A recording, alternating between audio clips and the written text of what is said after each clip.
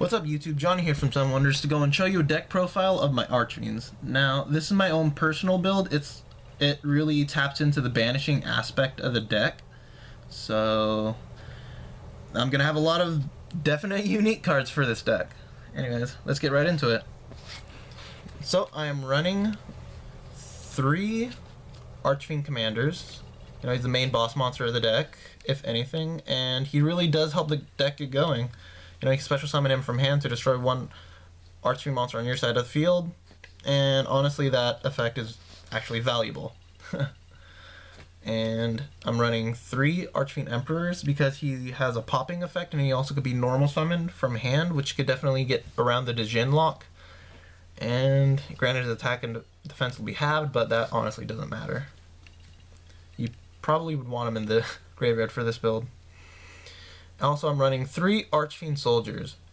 Reason why is because I'm technically using them to fill in certain cards I'm missing from the deck, because it's not 100% complete, but it's definitely a tech option if you want. I have 1 Rescue Rabbit to go and bring them out, go into rank 4s. Also, the fact that he's a 1900 beat stick, it's honestly not that bad of a card. It's an Archfiend card, so hey, could be searched. And like I said before, I'm missing 1 Archfiend Heiress, so which is why I'm using them to fill in. And you'd want to run 3 because she could go and she's a searcher of the deck, so you definitely want to run 3 of that. And I'm running 2 Archfiend Cavalries. He could go, and he's a 1900 beat stick. You could go normal him, special your Archfiend Commander, and pop him, and bring out Archfiend Emperor. You already have 3000 beat stick and him. So yeah, definite good card right here. I'm also running 2 Deathstroke Archfiends. It's a light, it's a level 3 fiend, tour guide target, and you'll see why I'm running them a bit later. I'm also running 2 Trance Archfiends. And since I really tap into the banishing aspect of the deck, I do need cards to bring back certain banished monsters. So that's why I'm running 2 Trance Archfiends. It's an Archfiend, so it could be searched. I'm running 2 Dark Necrophiers. The reason why is because it is a level 8 fiend, and the fact that it could go and basically be a wall because opponents would be hesitant on destroying them, because what happens is the fact that you could go and, like, if it's destroyed by an opponent, let it be by card effect or battle, you could go and basically snatch steal one of your opponent's monsters. So they'd be hesitant on attacking it. It has 28 defense, 22 attack, not that bad of a card. And honestly, it's really good. It's really great tech option. I'm running 2 Doomdog Octhrosses. Reason being is because it's a level 3 fiend, it's a tour guide target, and the fact that if it's just removed from field to graveyard, you could go and technically bring from your deck to your hand 1 level 8 fiend monster, which is basically you could search for Dark Necrophier or Archfiend Emperor. And the fact that this could be searched with tour guide, which then searches these ones, it could create a search chain. It's really good. Next up, I am running 1 Darkness Neosphere. Reason being is because he's a 4000 beat stick, and the fact it's really easy to bring him out because all you need is one fiend monster on your field and 1 fiend monster in your hand. If your opponent targets 1 fiend monster on your field for an attack, you could go and discard 1 fiend monster from your hand and send to grave 1 fiend monster on your side of the field to special summon him. And it's really easy to get him out. I mean, if you're going against Cleaforts and they bring out towers, he's a 4000 beat stick, 4000, and he could definitely run over towers. So he's an out to towers, once you think about it. Also a great beat stick too. Now remember when I said why I'm running Deathstroke Archfiend? It's a tour guide target and it's a light, and I'm running BLS. So it's honestly not that hard to go and bring him out because I have lots of cards that could go and send certain Archfiends or send this guy in particular to the grave. And, you know, it's BLS. What more can be said? Also running 1 Gores.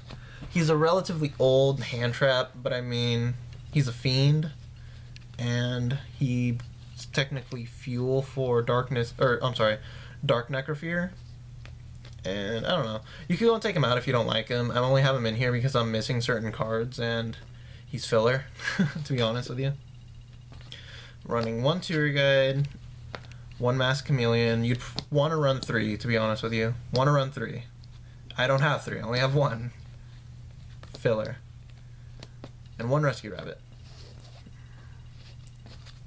For spells, I'm running 2 MSTs. 3 would be too cloggy. There's not. Vanities is limited, and a lot of other cards are limited, so, you know, floodgate wise, so, I don't know. Two's fine. If you want to run 3, run 3. It's your choice. And I'm running 1 falling down. Definitely run 3 of these. I only have 1. Over at my locals, nobody has this card, and I'm too lazy to buy it online. Running 1 Labyrinth. You probably want to run 2. And 1 Raigeki. 1 Dark Hole. Reason being is because you don't really care if your monsters get destroyed. Because, like, for example, Cavalry, Doomdog Octhros, Eris, you know, they all have a lot of abilities once they're removed and sent from grave. Or to grave, sorry. And 1 falling down. You could go and target Eris, you could target Archfiend, or Deathstroke Archfiend. I don't know, there's a lot of targets for this. For traps, I am running the new card from Cross Souls, Fiend Griefing. Reason being is because you could go and chain it to an opponent's card effect if they go and want to revive something from grave or something, or you could just go and activate whenever to go and send certain cards such as Eris or Deathstroke Archfiend or whatever card you need from your grave to your, or from your deck to your grave. It's definitely a good card. It could go and fuel your graveyard for like Dark Necrophere. It could go and fuel your graveyard for BLS. You could go and fuel your graveyard if you're going to go and want to use his effect early. I don't know. It's really good and viable. I believe 3 would be too cloggy, though. 1 probably wouldn't be enough. 3 would be too cloggy. I just run 2. And I run 2 Hate Buster. You could go and take this card out. The only reason why I have it in here is because it could go and deal burn damage to your opponent. And also, it technically sends your monster from field to grave. So, which is why I have it, and it could, your opponent's monster is also sent to the grave, or targeted and destroyed. It's sent to grave, and also they take damage equal to their opponent's or to their monster's life points. So it deals burn damage to your opponent. I'm running 1 scrap because people hate scrap. They find it annoying, and I don't know, you can take it out. It's filler, to be honest with you. And also 1 compulse, and that wraps up the deck. And for extra deck cards, reason why I don't know, it's not complete yet, so don't judge too harshly. These are mostly just tech options. You could go and take it with a grain of salt. It's not perfect, so little heads up. I'm running 1 Levier, brings back banished monsters. 1 Giga Brilliant. It's not exactly the best rank 3, but do whatever you want with it. 1 Granosaurus, and also 1 101, 1 Castel, 1 Exciton, and 1 Dark Rebellion Dragon, and 1 Cowboy, and 1 Gauntlet Launcher, and 1 Dragon Divine Felgrin. And I'm also running for Synchro, since there's Masked Chameleon. I only have 2 right now, so one's for one of them is technically for Eris, and the other one's for Archfiend Cavalry. I'm running 1 Black Rose and 1 Red Dragon Archfiend, and also a token for Gores. So yeah, that wraps up the Archfiend. So in the comment section below, please tell me what you thought of the deck and whether or not you'd run it. And yeah, stay awesome, guys. Thanks.